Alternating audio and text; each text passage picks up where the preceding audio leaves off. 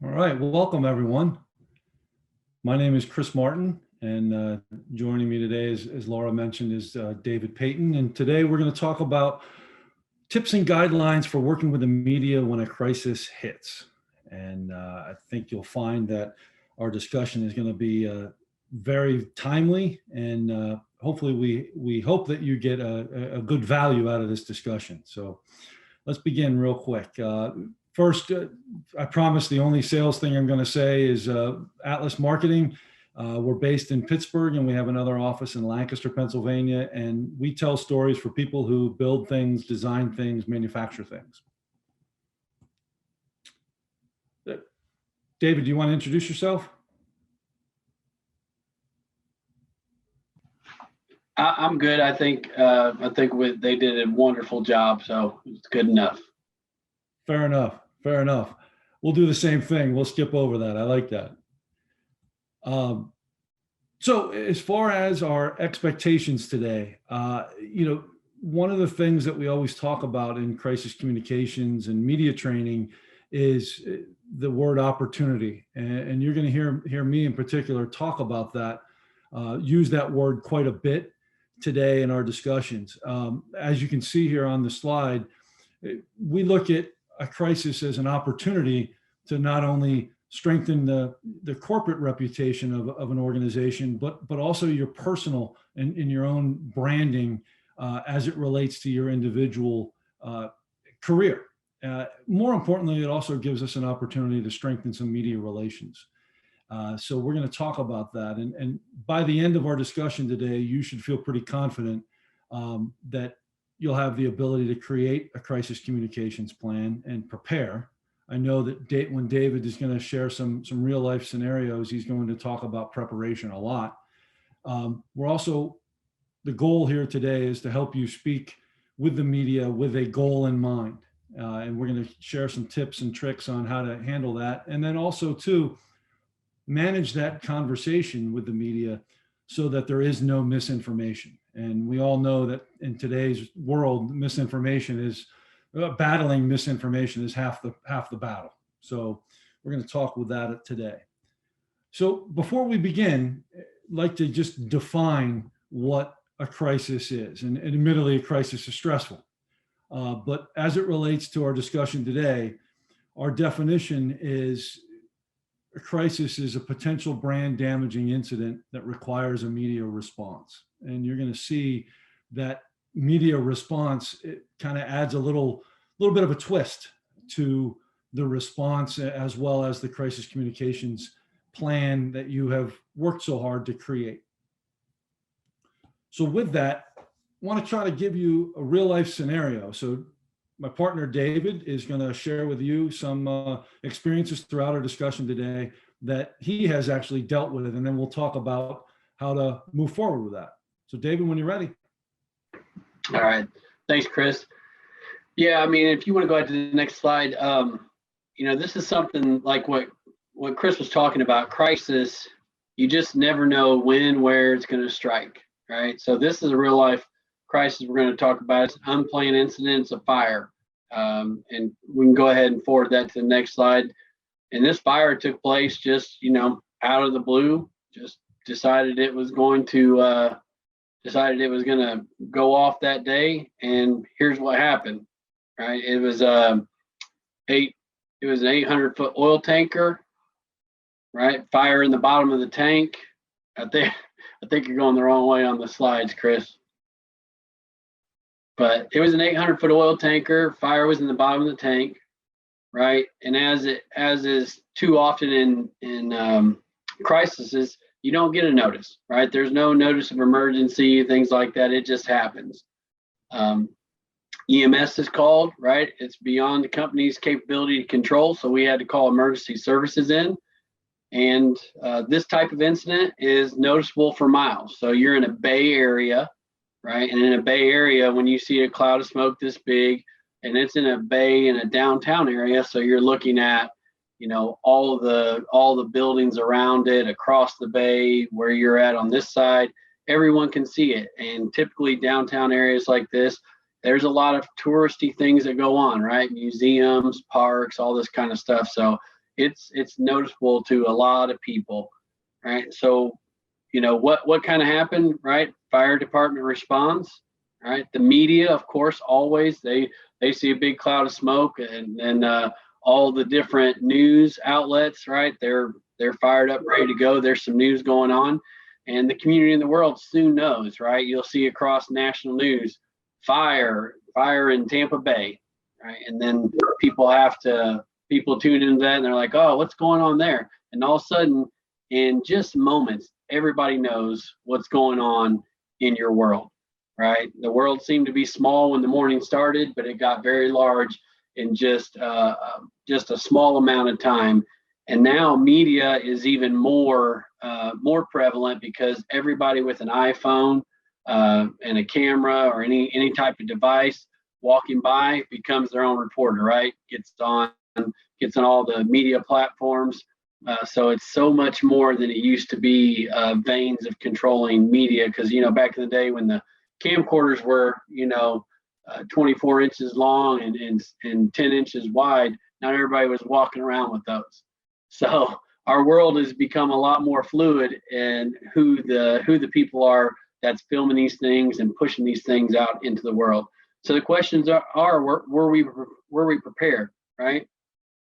We did have a communications plan. Crisis management is very important. I learned early in my career when I had some crises that happened and we weren't prepared as a company, and news reporters and things showed up that we should have had a better plan than this, than just trying to wing it, right? Because I always felt when I was younger, I was good with people, good with cameras, never really had nervousness, but winging it is not the way you want to go in a crisis. So what Chris is going to talk about as we move forward, really having a good communications plan was very important, right, to what we were doing. We had to understand, who was going to talk to the public, how much information was going to be given, what might need to be ran by an attorney, those type of things, what communication needed to be held internally. We needed to make sure that our people were trained, right? Understand that not just everybody does well in front of a camera, especially during a crisis situation.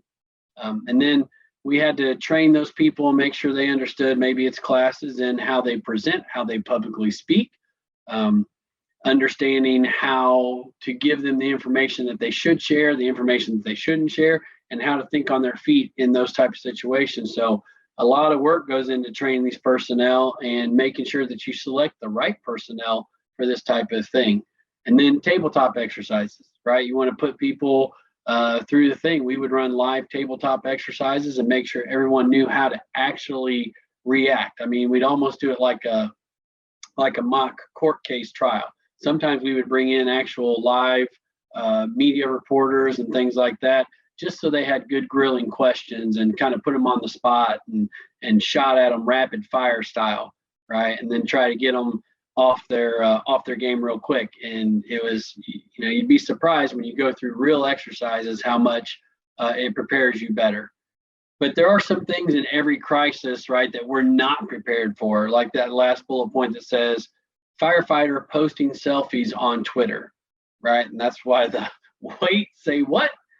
So in this particular instance, we had a firefighter that was on the ladder of the fire truck, right? And he decided that it was a good time to take a selfie so he could show everybody that he's saving the world, and make sure that all that stuff was being communicated to all his friends, all the other people that, get on his Twitter feed, or just random people that can look and search Twitter up in different tweets, right?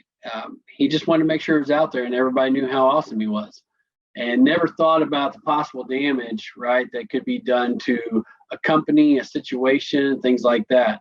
And we had to, things like this aren't expected, and you've got to figure out how do you respond to that. So on something like that, we had to call up the fire chief. We had to talk to the city and explain, about removing that post. You came on private property, and this is not a training exercise that you're using for educational purposes. It's just somebody who wanted to advertise himself per se. And I get it that it would look cool and it was a cool situation, cool experience, but those little things like that can really do detriment to a company. And then whatever he puts on that hashtag, right, it lives with your company. So you got to really be prepared, because you're not just preparing yourself for your company. Like in this case, we're also trying to protect the customer, right, in which that fire started. So it's not just the company that I was with, but it's also the tanker company who has, the same type of responsibilities when you're looking at these type of incidents, because it can affect that around us, the environmental impact, right? You're going to have other government agencies that's going to come in and be part of this besides just the media, right? You're going to have the EPA and things like that with this type of emissions. So you got to be prepared. Right. And we were prepared, but we weren't prepared for everything, because there's certain things that you can be as close to as possible. If they still pull a trick out on you, it seems like that you're not really ready for. So preparation is probably one of the best things that you can do. And I'm going to turn that back over to Chris, and he's going to talk more about preparation. Thanks, David. And that is a perfect segue into what we want to talk about next. And if I can actually get this working properly, I'll be happy.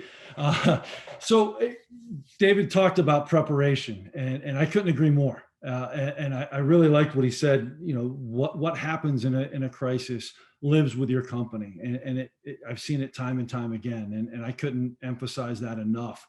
And so with that, the steps that are necessary to prepare are just real basic things, but are going to be really helpful as you start to develop your crisis communications plan. So one of the big keys that we always share with folks as we're developing a crisis communications plan is there are three kind of immutable laws, if you will, or three facts that are always going to happen in a crisis. And it all relates around the people. So whether that is your team, your stakeholders, the media, outside stakeholders, in the instance that David shared, the tanker company, as well as the harbor and the state and the local community, all of those things relate to a crisis. And why this is important, I'm going to get to in a second, but the real takeaway here is that during a crisis, people are going to absorb, process, and act on the information in totally different ways. Just like David said, the firefighter thought it was a really great way to promote himself or herself in this instance. But the actual aspect of it is that information is now going out there in so many different ways. And so why is this important? Well, the reason that we start there is information is currency as it relates to a crisis situation. And that currency helps people make decisions. And those decisions focus around whether I want to go to the harbor, for example, that day. Do I want to work with this company in the future? Do I want to engage with the environment as a result of this crisis or this situation? So there, again, people absorb things in so many different ways, but what's important in this is developing your crisis plan so that you have that opportunity. And again, there's that word, there's opportunities here, that you're going to have the ability to manage your corporate reputation. You're going to have the ability and the opportunity to share your story or your message. And I think one of the biggest takeaways and why understanding that information is currency in any situation, but it's amplified in a crisis situation, is because of the last two bullet points there on the right. You have the opportunity to influence media coverage. And I'm not saying, influence in a way that is, negative toward the outcome, but you have the ability and the opportunity to positively move the coverage in a way that's going to help that corporate reputation. And then more importantly, you have the opportunity to improve, public perception. And some of our companies are publicly traded companies. So there's going to be a big impact on what happens as a result of the crisis. That's why we always want to say and start to think of the information that we're going to share as currency, because that way it brings more value, but ultimately it helps in those decisions. So I mentioned corporate reputation, and I just want to touch on this real quick. Your corporate reputation has such an impact on not only sales, profit, but ultimately recruitment and your future workforce. So how things are measured and how a corporation is actually measured is a result of crisis situations. David's situation where he just shared with us the social media ramifications of a firefighter taking selfies over top of a tanker. That has a positive and a negative impact, to be honest. So it's important to understand how that corporate reputation and the information that you're going to be capturing and sharing during a crisis situation has the impact that it has on your corporate reputation. And one other thing too, feel free to ask any questions in the chat, and we'll be able to answer that throughout the discussion. So don't feel like we're just talking to you. Just to reiterate what Laura had said. So let's start to talk a little bit about preparation. And I know that we're talking with safety professionals from all over the country. So that first question, we're just going to assume you have a safety program in place. But I think the second question there is it up to date? I think those are some questions that you need to ask yourself as you start to prepare a crisis communications program or a plan. And then some of us may know what to do when a crisis hits. And the bigger question though is, how is my team going to respond? And I'm certain that David, we spoke about this earlier, and David can tell you how his team responded to that situation that he was just referring to. But that's because of the fact that they prepared. They had a plan in place. They talked about things. They went through the situation before it actually occurred. And that's the whole idea behind a crisis communications plan. And then the last question there in terms of the preparation before you even sit down and put pen to paper is, can my business survive this type of a crisis? And I will tell you that 99% of the time, businesses do survive, but you can survive it very well, or you can just survive it. And a lot of that is based on your crisis response. So as you're preparing your business, obviously you want to establish a crisis communications plan. As David mentioned, review, practice, and updating that plan is going to be extremely important as you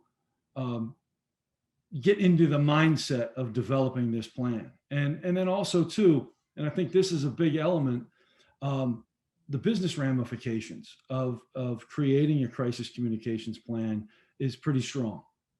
We have seen clients who their insurance premiums have dropped, their healthcare premiums have decreased. And when I say dropped and decreased, I'm not talking 50%. However, there was a decrease. It might have been 5-10%. Any of the decrease in insurance premiums and healthcare is a massive help. So as you're preparing those and making those first initial steps, that's something that you want to be prepared for, and talk with other leaders in your company to make sure that that's a positive benefit of this crisis communications plan. So a typical crisis communications plan includes these elements. And what we try to do when we're working with clients is we obviously customize the plan. For David working in a harbor, or for Erickson as he does now, having the ability to customize that plan is going to be extremely important, not only for him, but for his team as well. So just as we did before we started this conversation, we defined crisis and what that is. And I think it's important for you to define that crisis or crises multiple crises. How's that? For your company, whether it's a construction site, whether it's a manufacturing plant, they're going to have different situations are going to be required to be defined so that you're prepared. The next step in that plan is establishing who your team members are, but more importantly, what their role and responsibilities are.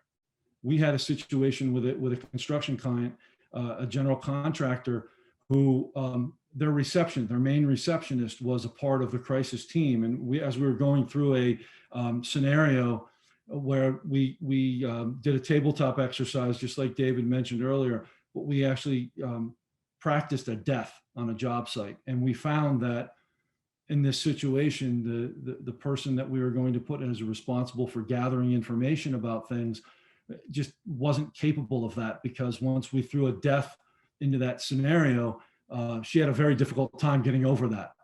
So that's one of the other advantages of practicing is you find where your team shines and where they just aren't as strong. So that's another element.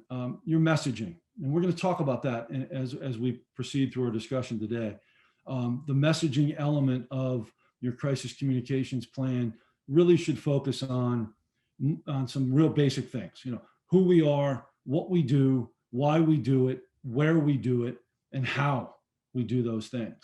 And admittedly, I'm simplifying it, but the reality of it is your communications team, your marketing team, they're going to have input in this scenario and in this section of the plan. And the biggest thing that I would tell you to avoid in the messaging development process is don't make too many. Don't create an abundance of messages, because when the crisis comes, they're all going to be thrown out the window, because you're going to have to be very specific in that situation. You're also going to want to have the policies and procedures of your company and make them available. Typically, those would be an appendix or a section that is set aside within your communications plan.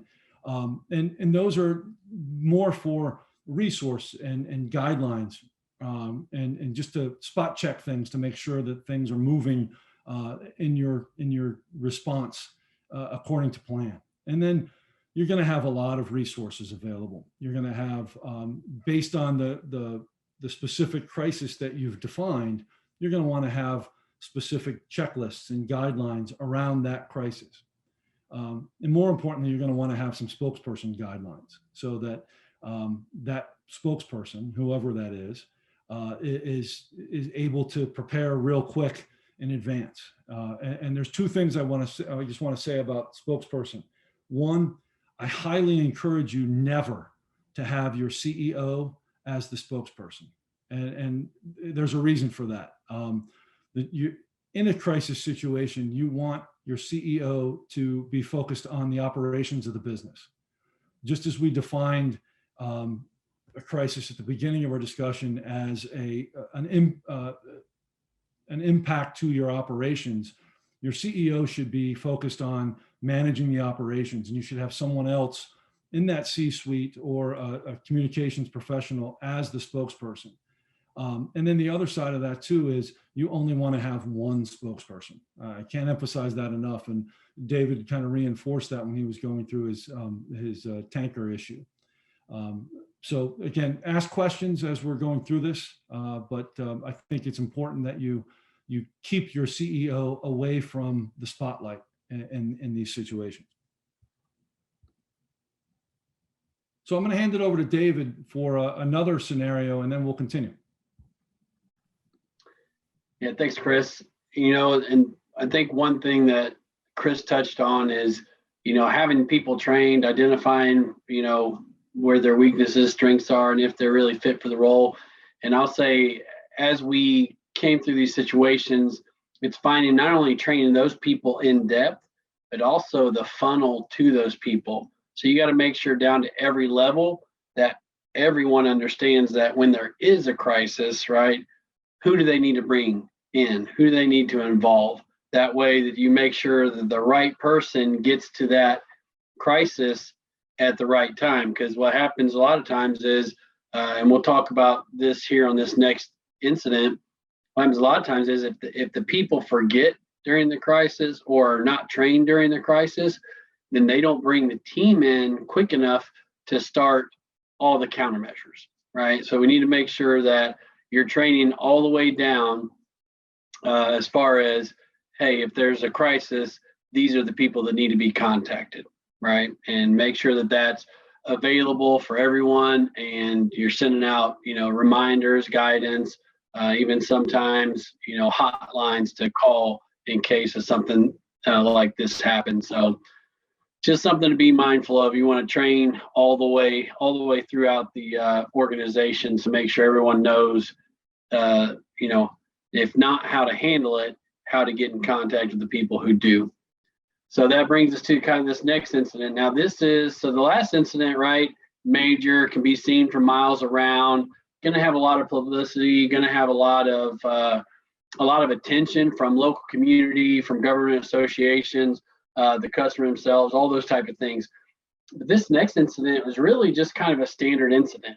So if you want to move to the next one, it is one of those things that can just kind of happen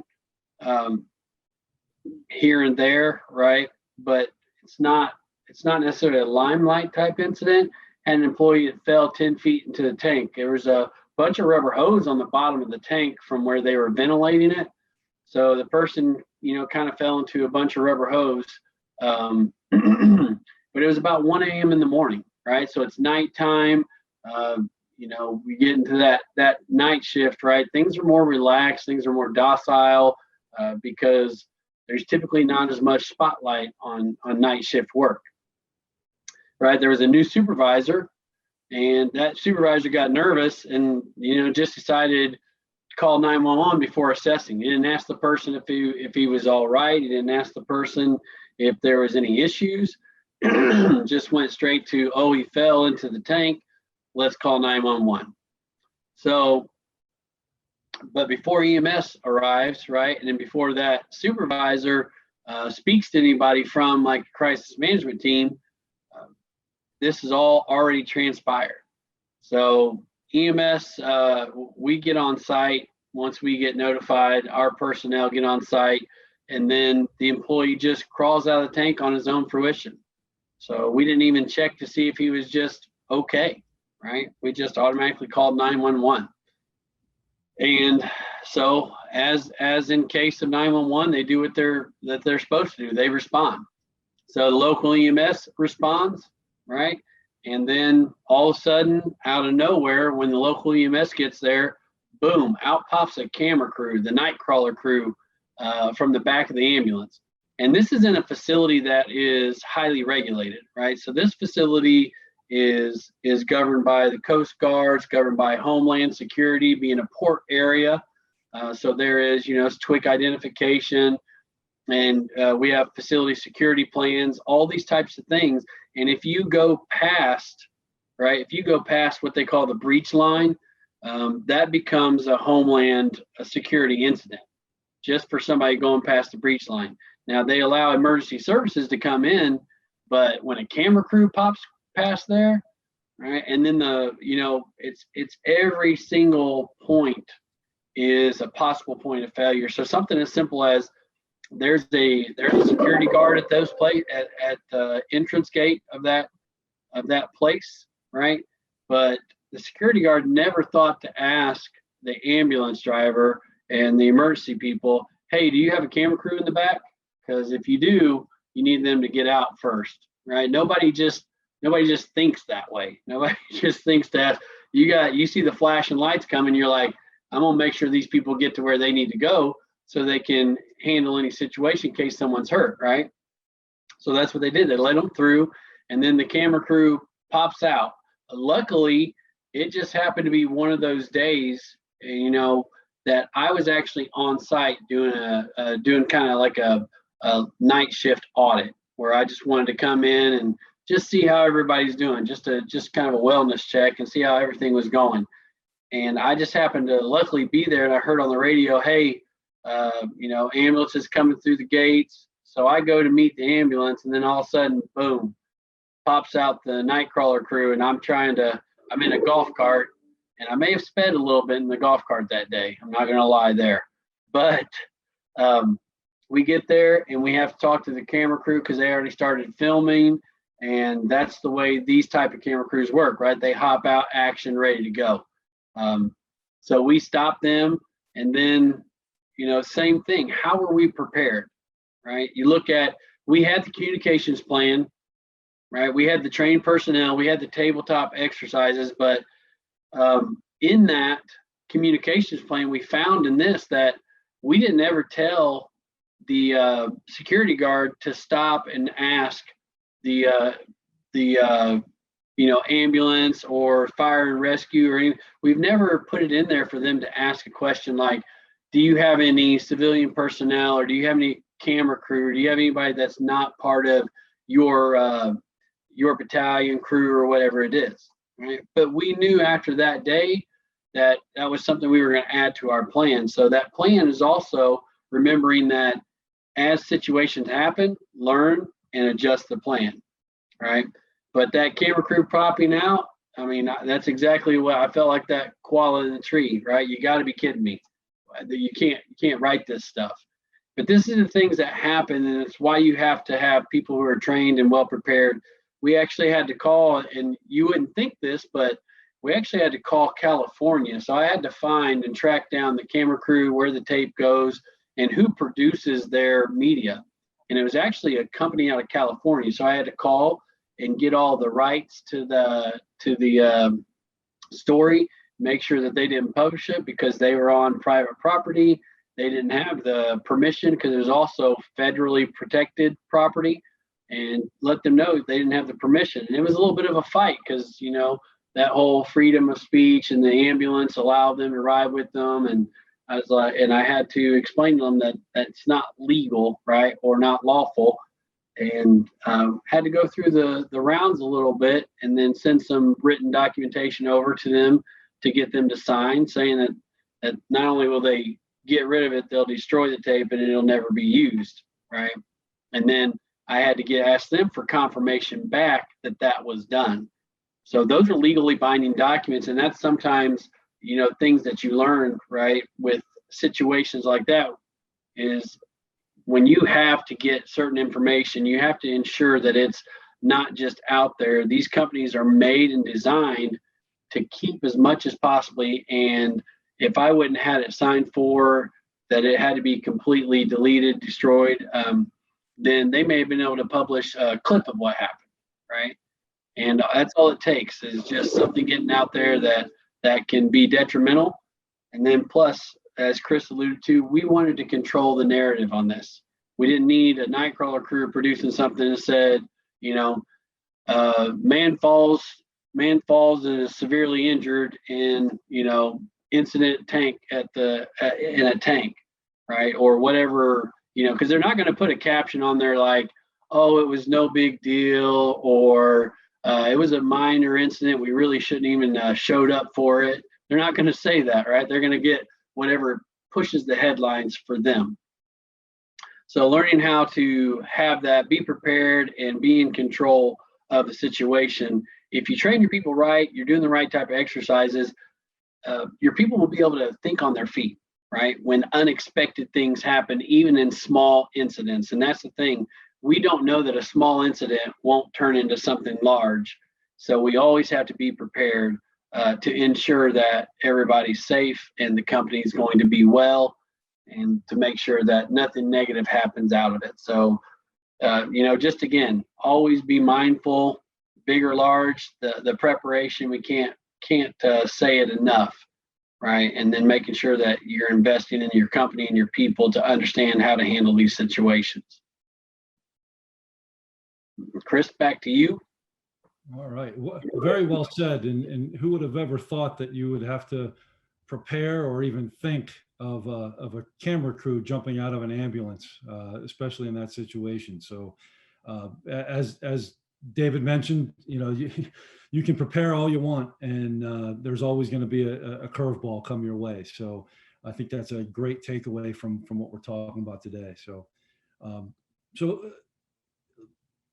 great segue into how to incorporate the media into your response. I mean, right now we've talked about the crisis communications plan and what's involved in that. Let's talk a little bit about the media and their expectations, but then more importantly, just as David mentioned, how you manage the story. We're going to talk about that as well and take it a little bit further as we into this next section of our discussion. So the media, we all know it's their job to gather information, and admittedly, some outlets are on the level. Obviously, the camera crew that jumped out of an ambulance isn't quite on the level, but okay, they're still gathering information. But the one thing that when we talk with clients a lot, there's kind of this understanding that they're going to talk to at least one person. But the reality of it is the media is going to talk to as many people as they can find. And I think that's important, because even though you may be sitting in your office and get a phone call from a reporter or a producer who wants to talk about the incident, you can be assured that they're talking to at least 4 or 5 other people. And so that is why what David said in managing the story is so vital to how things are perceived as a result of a crisis situation. And I'll tell you, the media is going to ask so many of the same questions in such a variety of different ways. It becomes a borderline, a little bit annoying, but if you understand that their job is to kind of like become kind of like Columbo, if you recall that TV show where they'd ask a bunch of questions and then all of a sudden at the end, oh, by the way, that's a typical tactic that some reporters will use. And we talk about that a lot in our media training sessions and the like. But I think it's important for you as the safety professional to protect your business. And there are some expectations that you should have as the spokesperson or the safety pro behind the scenes, or the crisis communications manager. One, obviously, is to protect your business, protect yourself as well, and your team. You've developed a crisis communications plan. Now it's time to follow it, just like you would your safety plan on a site or a location. And you should also have the expectation that it's your opportunity. There's that word again, the opportunity to share your side of the story, just as David mentioned. So let's talk about that for a second. We kind of have these interview bill of rights, and the idea here is to kind of give you the confidence that when you're talking with a reporter, or cameras in your face, or multiple microphones are in front of you, you should feel confident. And that more importantly, the idea here behind this is to get you in the right mindset. And that mindset is to make sure that your message is heard, that you're not only establishing credibility, but you're eliminating the opportunity for any misinformation. So, and we designed this specifically so that you have, on the left there, you're owning the information. And I think it's important for you as either the spokesperson or the safety professional involved in the crisis communications plan development, is that you take the mindset of ownership. And just like we said earlier, information's currency. Well, owning that information is going to be extremely valuable as you're communicating with the media. Obviously, you want to be concise, you want to be clear, and as honest as possible. There's clearly some situations where you're just not going to be available to share information as an investigation's ongoing, for example. Unfortunately, we've helped some school districts in school shootings. So the idea there in terms of being honest is allow the information to be shared, but if you're dealing with underage kids or underage employees, you want to be mindful. So there's a level of honesty that you can share, and obviously the ability there to establish your credibility. And we're going to talk about that in a second. But I think before I do that, I want to just emphasize 3 little words that are your golden ticket, if you will. There is absolutely nothing wrong with telling a reporter, I don't know. Especially in the heat of a crisis situation, or any interview for that matter.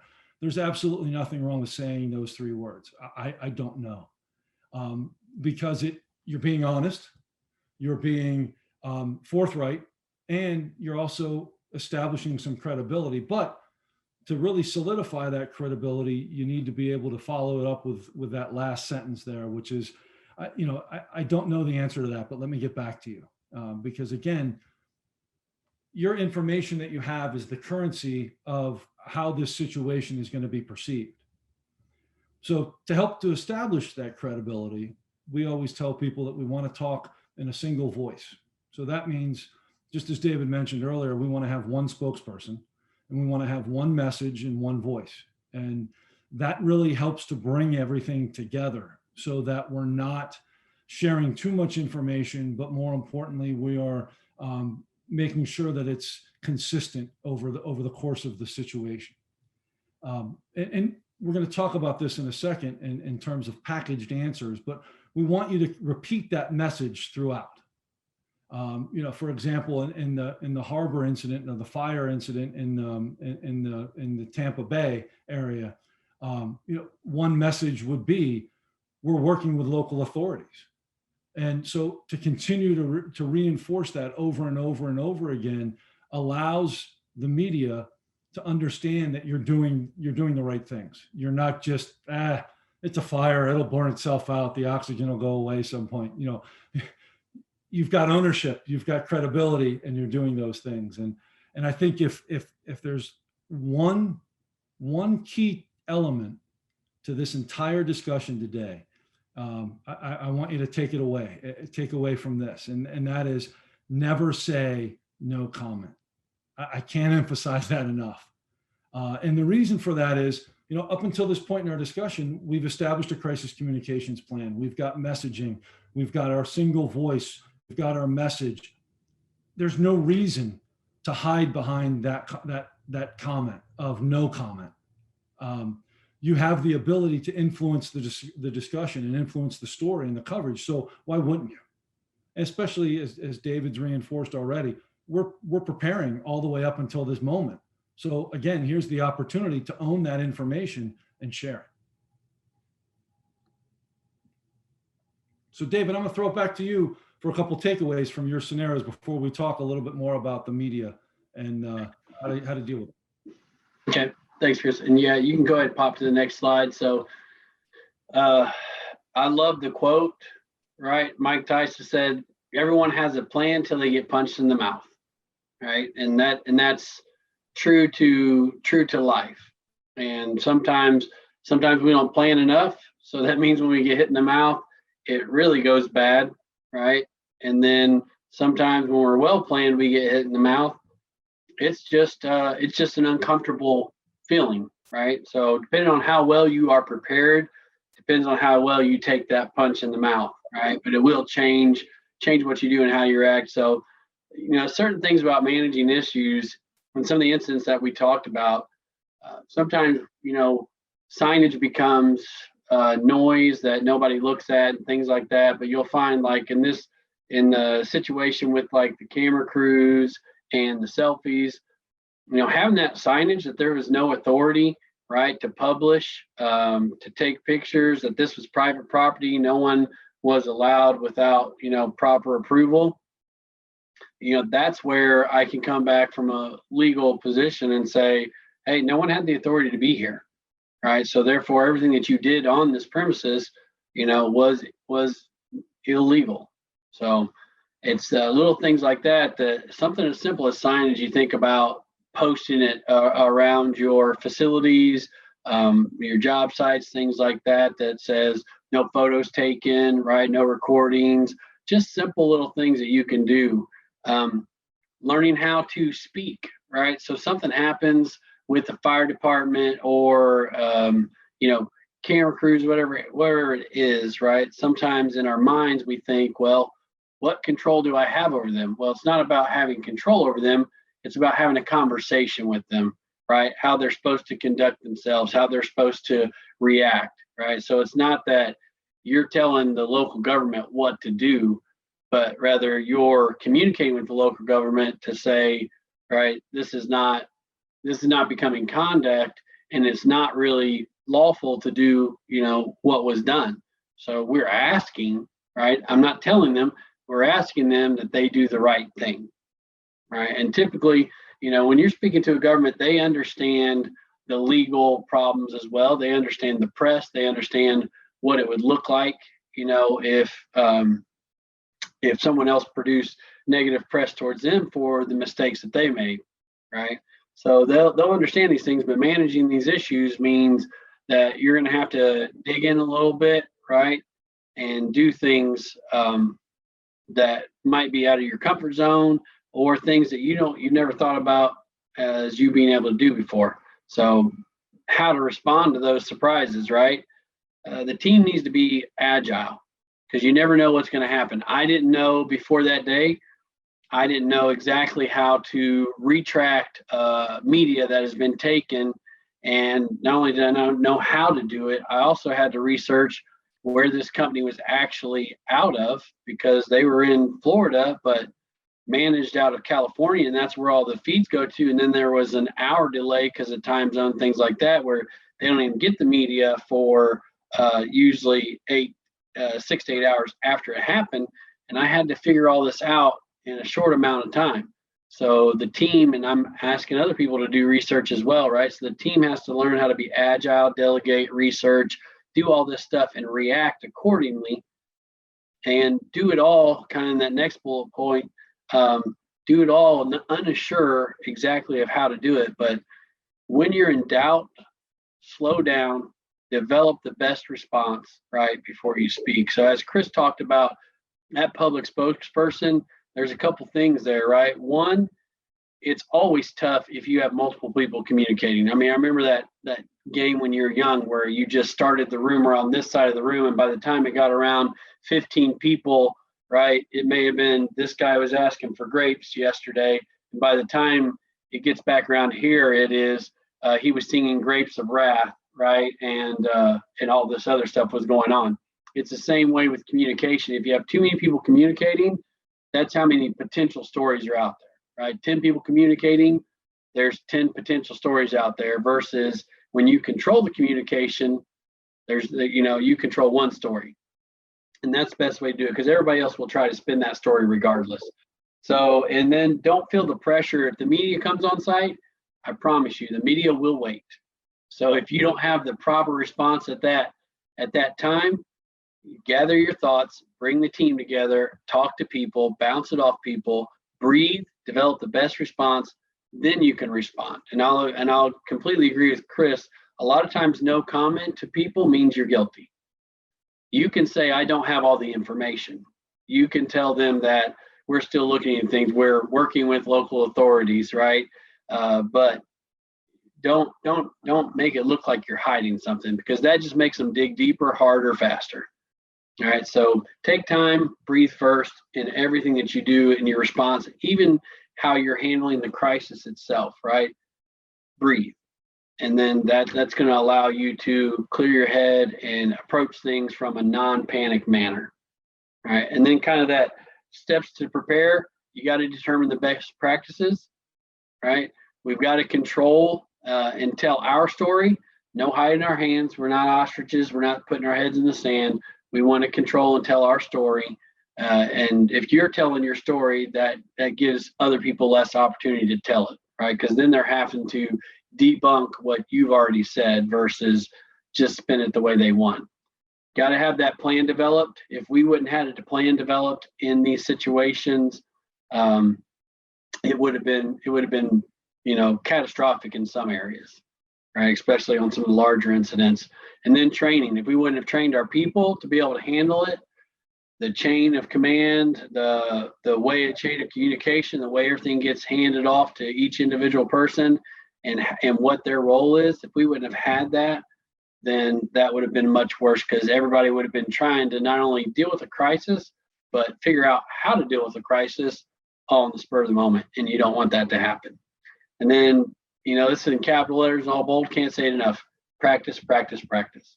just going through this once, right? If you had a company come in and help you develop something and go through this, and they went through it just once with you, that's not enough, right? You got to set some periodic practice where you're going over this so it's staying fresh, because you might not get a crisis every year. So you don't want to say, if you use it, you lose it. You want to make sure that you're continuing on with those type of things. That way you are prepared always, not just once. So at that, I'll turn that back over to Chris to talk more about kind of speaking with the media. Yeah. David, those are fantastic takeaways, and I can't emphasize enough the practice. So, and we'll be talking about that yet again. And we're wrapping up here. So if you have any questions, feel free to fire away. Last section that we want to talk about is speaking with the media, just like David mentioned. So we have some tips that I know I'm just going to kind of touch the tip of the iceberg, so to speak, on how to handle how to communicate, I should say, with the media, and take away what David mentioned as well, is have a conversation, and that's really what it is. But up throughout this discussion we've been preparing, and now it's to the point of, okay, we're prepared, we're ready, we have our information, we know what we're going to say, we know how we're going to say it. It's time to do it. So the first thing here is, I apologize in advance, I'm going to read this, but I think it's important that the takeaway from this is an interview is not an intellectual exercise. We don't want you to have an argument. We don't want you to get into any discussions beyond what the topic is. However, it is an opportunity to deliver specific messages to specific audiences with the reporter as the conduit. And I think if you've never done an interview or been in a situation where you are forced, if you will, or step up to be that spokesperson, the last line is it. It sums it all up. Use the reporter or reporters as the conduit to amplify your message. That's really what it comes down to. But again, there's, I've said this throughout the discussion today, the word opportunity, and hopefully that you're seeing that just in this short time that we're together. To take that one step further, utilizing the reporter as a conduit, it's important for you to say what you want your audience to know. So, excuse me, I'll use the instance of the fire in Tampa. You're utilizing the reporters in the media to amplify the fact that everything is okay. The harbor, the port is not shut down. It may have been for a short amount of time, but we're reopened and business is normal.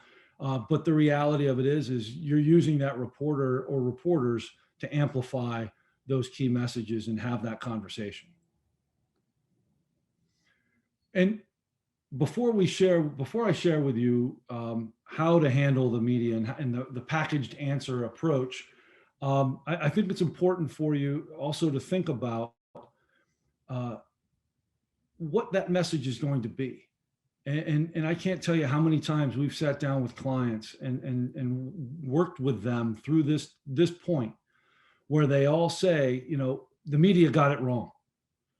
And my first response is always, well, what did you share with them? How much information did you share? Well, we talked for a good hour and a half. Well, there's a good reason that they got it wrong, because you gave them too much information. So having the ability to think in terms of sound bites and speaking in that 10 to 15 to 20 second world eliminates the ability to have misinformation or the wrong information shared.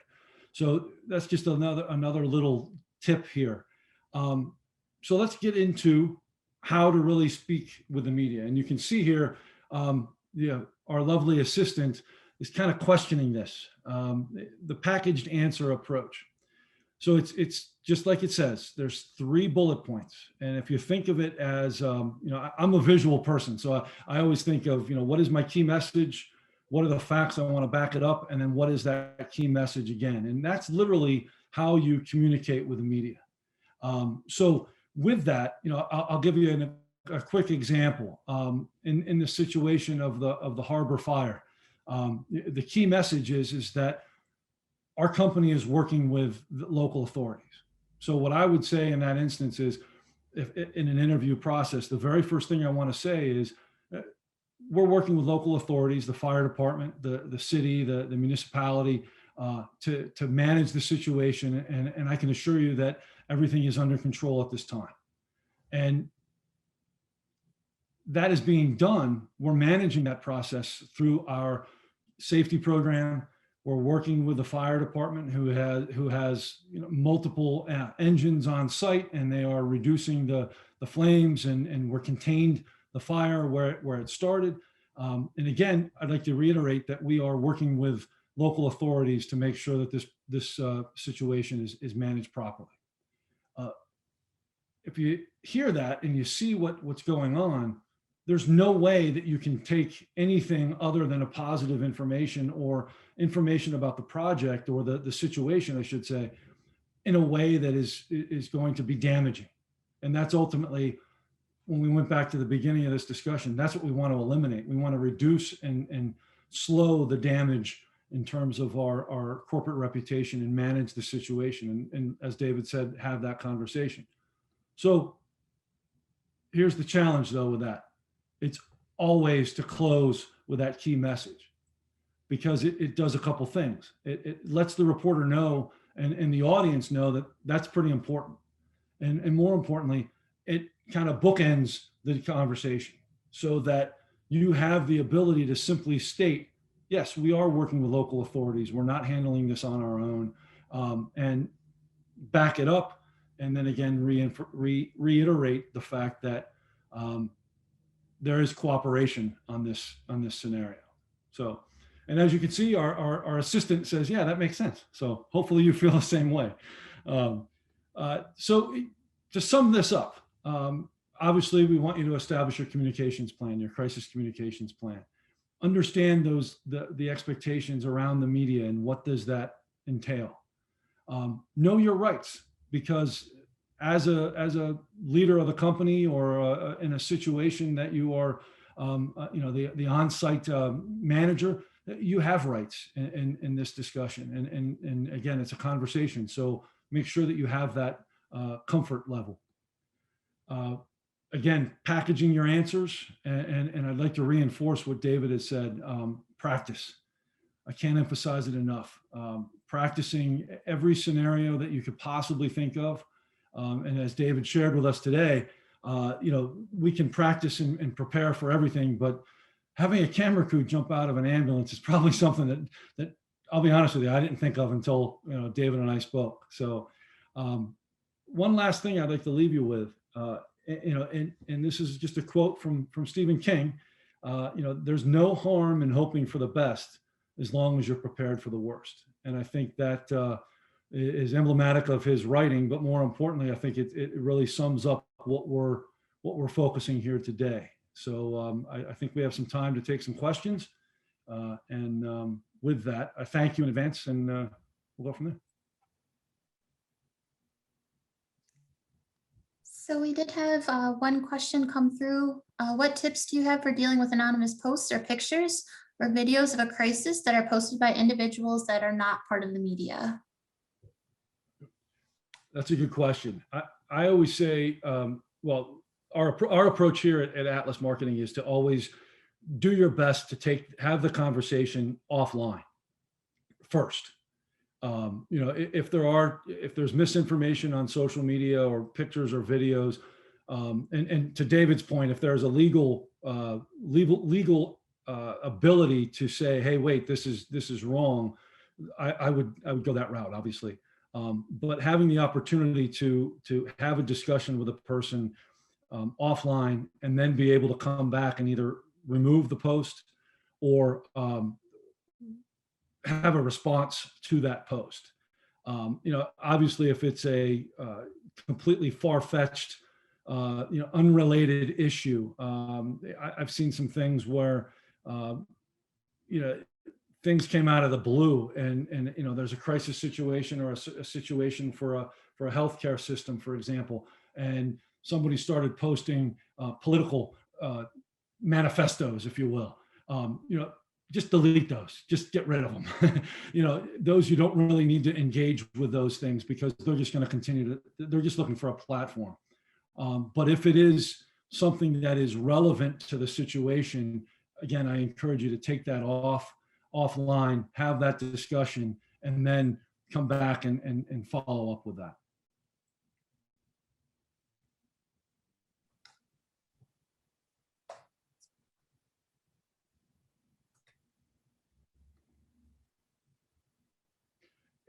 One last thing, I guess I forgot to mention, if you have any questions, feel free to reach out to myself or David. Our emails are there. You could, you know, if you have any other additional thoughts or needs, feel free.